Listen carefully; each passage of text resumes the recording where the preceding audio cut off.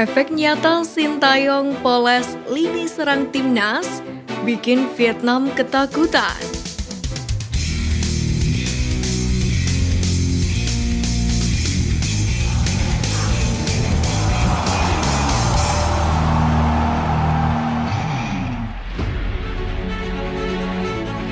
Masih dalam euforia, dua kemenangan besar timnas Indonesia di kualifikasi babak pertama Piala Dunia 2026 zona Asia. Ya, skuad Garuda baru saja membukukan 12 gol atas Brunei Darussalam. Sebagian orang mungkin menilai bukan menjadi hal yang luar biasa jika skuad Garuda menang besar atas tim Tebuan karena gap kualitas di antara kedua kesebelasan. Namun perlu diketahui bahwa dari awal mulai dari Sintayong, Erick Thohir dan pemain sepakat untuk tidak meremehkan lawan. Dan ya, Garuda tidak mengendurkan performa mereka dalam dua pertandingan yang telah dijalani. Tentu sebagai pemain ke-12 kita wajib mengapresiasi. Pada pertandingan ini pula terlihat bagaimana striker timnas Indonesia begitu produktif. Padahal sebelumnya lini depan Garuda selalu menjadi sorotan, seperti masalah yang tak kunjung bisa terselesaikan. Bahkan pada Piala AFF 2022 lalu, Sintayong sempat dibuat murka karena lini depan skuad Garuda yang masih tumpul. Di mana pada laga melawan Filipina, presentasi keunggulan Indonesia mencapai 59%. Sepanjang permainan, timnas Indonesia juga sudah melayangkan 17 tembakan. Namun dari 17 tembakan itu hanya 9 yang mampu menuju ke gawang Filipina dan hanya 2 yang berhasil masuk. Padahal saat itu timnas Indonesia memiliki sejumlah lini depan handal seperti Dendi Sulistiawan, Muhammad Rafli dan Ilyas Pasoyevi. Namun nyatanya ketiga striker itu masih kesulitan mengeluarkan permainan terbaiknya. Melihat situasi itu, mantan striker timnas Indonesia Zainal Arif bahkan sampai mengatakan skuad Garuda butuh striker naturalisasi, sebab Sintayong tidak punya banyak pilihan untuk striker lokal. Itu sangat kentara terlihat ketika timnas Indonesia di berbagai level usia tidak memiliki pemain nomor 9 yang selalu dapat diandalkan. Tidak hanya itu, sejumlah pengamat sepak bola, salah satunya Roni Pangemanan atau Bung Ropan, juga memberi masukan kepada Ketua Umum PSSI Erick Thohir, yakni untuk diminta membantu Sintayong menaturalisasi pemain depan atau penyerang. Menurut Bung Ropan, Erick Thohir pun setuju untuk melakukan pendekatan kepada penyerang keturunan untuk dinaturalisasi menjadi WNI. Namun perlu diketahui alasan Sintayong di awal-awal banyak melakukan naturalisasi pemain belakang adalah berkaitan dengan postur. Sebab Sintayong juga melihat jika lini pertahanan Indonesia belum cukup bagus terutama untuk menghadapi skema bola mati. Pada set piece bola mati seperti sepak pojok, Indonesia kerap kecolongan ketika harus duel bola-bola atas. Hal inilah yang berusaha Sintayong atasi dengan menaturalisasi pemain keturunan di posisi lini belakang dengan postur yang tinggi. Selain itu, naturalisasi yang dilakukan Sintayong juga berkaitan menunjang filosofi bermainnya. Karena dalam skema Sintayong, fullback memiliki peranan yang sangat penting. Dan hal ini terbukti efektif dengan adanya Elkan Bagot, Jordi Alba, dan terkini Sandy Walsh dan Saint Patinama. Kembali ke lini depan timnas Indonesia. Pada pertandingan dua leg melawan Brunei Darussalam dalam ajang bertajuk kualifikasi Piala Dunia 2026 zona Asia ini, performa para pemain di barisan depan bisa dibilang cukup oke, terutama Hoki Caraka. Striker muda asal PSS Sleman ini akhirnya mencetak gol debutnya bersama timnas Indonesia pada penampilan kedua. Hebatnya lagi, Hoki sukses mengepak 2 gol dan 1 assist pada pertandingan ini. Gol yang pertama tercipta lewat umpan silang Sandy Walsh, sedangkan gol kedua lahir lewat servis Witan Sulaiman. Bisa dibilang, sang wonderkid ini sukses membayar kepercayaan dari sang pelatih Sintayong. Pertama, saya berterima kasih kepada pelatih Sintayong mempercayai saya. Mungkin karena kerja keras tim, saya bisa mendapatkan hasil maksimal, kata Hoki Caraka.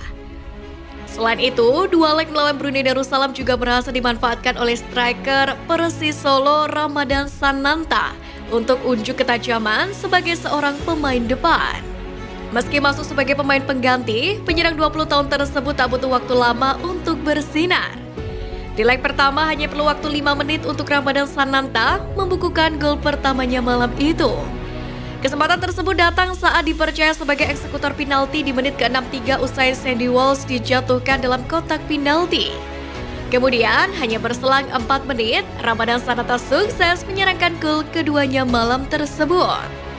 Berawal dari tembakan jarak dekat Ricky Kambuaya yang sempat diblok kiper Brunei Darussalam, Ramadhan Sananta dengan cerdik mampu memanfaatkan bola muntah jadi gol keduanya malam tersebut. Sananta pun mengakhiri laga malam itu dengan 2 gol dan membantu timnas Indonesia menang 6-0 di leg pertama. Sementara itu di leg kedua, Sananta kembali berangkat dari bangku cadangan. Meski demikian, ia tak mau ketinggalan pesta gol Garuda. Ia ikut merobek gawang Brunei Darussalam dengan proses gol yang terbilang ciamik, lantaran bola dicocor begitu saja dari jarak yang jauh hingga membuat kiper Brunei Darussalam tak berkutik. Sintayong sendiri nampaknya telah menemukan penyerang ganas untuk timnas Indonesia dalam diri Ramadhan Sananta. Sebagai pengingat, Sananta merupakan top skor SEA Games 2023 bersama dengan Fajar Faturrahman dengan catatan 5 buah gol. Selain itu, kehadiran Sananta juga seakan menjawab penantian Sintayong akan sosok penyerang ganas yang dirindukan timnas Indonesia. Karena sudah lama sejak seorang bomber hadir di timnas Indonesia yang terakhir kali terlihat pada era Boaz Lalosa. Sementara itu, selain 2 penyerang muda yang menggila, kali ini Dimas Drajat sebagai senior pun juga tak mau kalah. Usai absen beberapa waktu lantaran mengalami cedera, ia sukses membuktikan diri bahwa ia telah kembali, yaitu dengan berhasil mencetak hat-trick di leg pertama melawan Brunei Darussalam. Penampilan yang keren tidak ada obatnya. Pergerakan Dimas Drajat sangat tepat sehingga bisa mencetak gol. Feeling golnya sangat bagus. Saya senang sekali bisa satu tim sama dia. Jelas Frankie Misa. Selain itu, menurut Frankie, Dimas juga selalu tampil all out dalam setiap pertandingan, baik itu di tim atau di timnas Indonesia. Bermain bersama timnas senior di laga melawan Brunei Darussalam adalah laga perdana Dimas Drajat setelah beberapa bulan menjalani penyembuhan pasca cedera kaki. Bersama Persikabo pun, sang pemain baru 2 pertandingan tampil penuh. Untuk itu, Frankie mengatakan apa yang dilakukan Dimas layak menjadi contoh para penyerang muda yang berada di level U23, U19, ataupun di U17. Karena menurut Frankie, totalitas Dimas Drajat dalam setiap pertandingan merupakan kunci sukses keberhasilan mencetak gol. Agregat 12 gol pun menjadi bukti bahwasanya timnas Indonesia siap mengarungi babak kedua kualifikasi Piala Dunia 2026. Sebab 2 laga melawan Brunei Darussalam juga menunjukkan kualitas antar pemain skuad Garuda bisa dibilang tidak ada gap yang jauh. Hal ini terbukti di leg 2, timnas Indonesia melakukan rotasi besar-besaran, bahkan dikatakan oleh Sintayong hampir 70% diganti. Namun Garuda tetap berhasil pesta gol di kandang tim Tebuan. Melihat hasil ini, Sintayong pun mengaku puas dan mengucapkan terima kasih kepada para pemain. Memang kita bandingkan pertandingan pertama dan kedua, komposisi pemain beda hampir 70%. Para pemain sendiri memang bekerja keras dengan main baik. Walau tandang tetap tidak lengah, jadi saya ucapkan terima kasih ke pemain, kata Sintayong. Melihat keganasan timnas Indonesia, media Vietnam lantas menyimpulkan bahwa posisi Garuda di ranking FIFA tak menunjukkan kekuatan sebenarnya timnas Indonesia. Soal menilai bahwasanya pasukan Sintayong masih menjadi ancaman untuk Vietnam. Oleh dasar semua itu, Soha menyebut perjuangan timnas Vietnam di grup F tidak akan mudah. Timnas Indonesia telah membuat kemajuan besar dalam beberapa waktu terakhir berkat banyaknya pemain muda yang berkualitas. Tantangan berat akan dihadapi timnas Vietnam di putaran kedua kualifikasi Piala Dunia 2026. Tulis Soha. Sementara itu, menanggapi 2 kemenangan besar yang diraih oleh skuad Garuda, Ketum PSSI Erick Thohir mengaku bersyukur.